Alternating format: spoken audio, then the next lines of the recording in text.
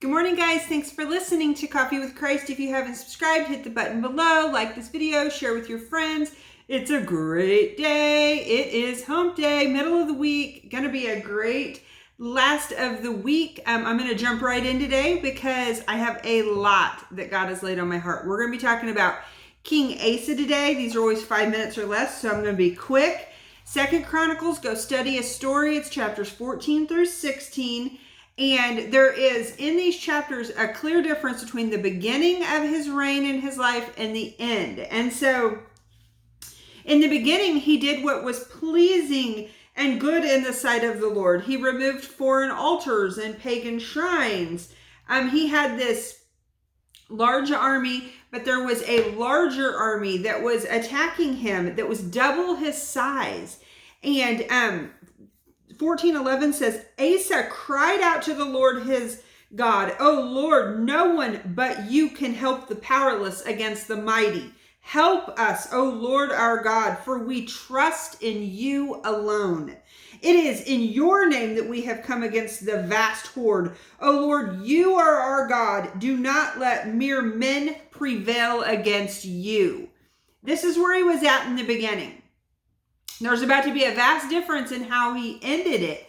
And so in the end, so this is where he was. So the Lord went and defeated this large army for him. And in the end, he ended up giving treasure from the house of the Lord. So he had somebody coming against him again. And I won't go ahead and get into all those details, but he was being attacked again. And he ended up this time giving treasure from the house of the Lord to a pagan king and made a treaty with that king. So he both times he had people coming against him, he reacted very different. He went to this pagan king and thought, "Oh, this is small enough. I'll make this treaty with him and I'll give him treasure from the house of the Lord for doing this." So he shifted. He then began to trust, he then trusted and made covenant with man.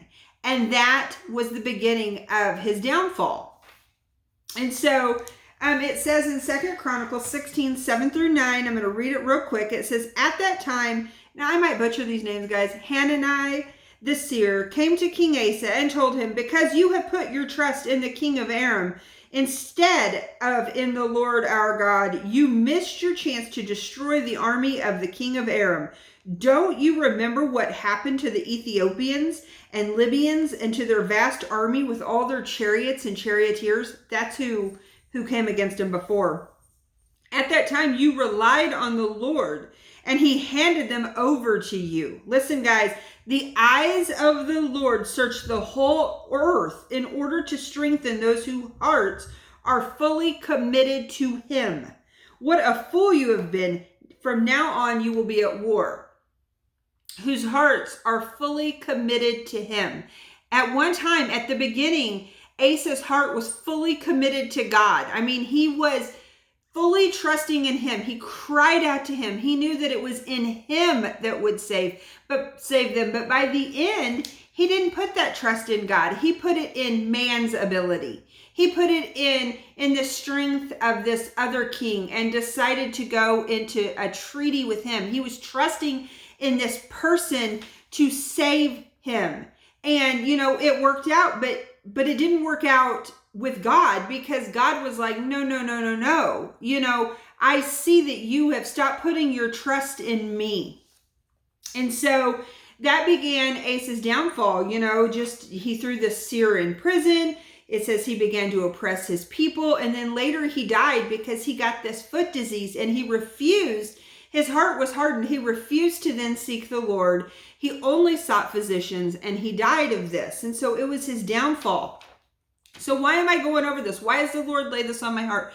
Very specifically, he wants me to remind us all that there is a fine line between having your vote, letting your Christian voice be heard in politics, and who you're putting your trust in.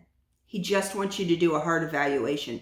That is a very fine line in that. And so I want to leave you today with this quote from Spurgeon. It says, "The greatest faith of yesterday will not give us the confidence for today unless the fresh springs which are in God shall overflow again." The encouragement today, Guys, just seek the Lord. Seek the Lord about what he said today. Have a great day. I'm praying for you, and I'll talk to you tomorrow.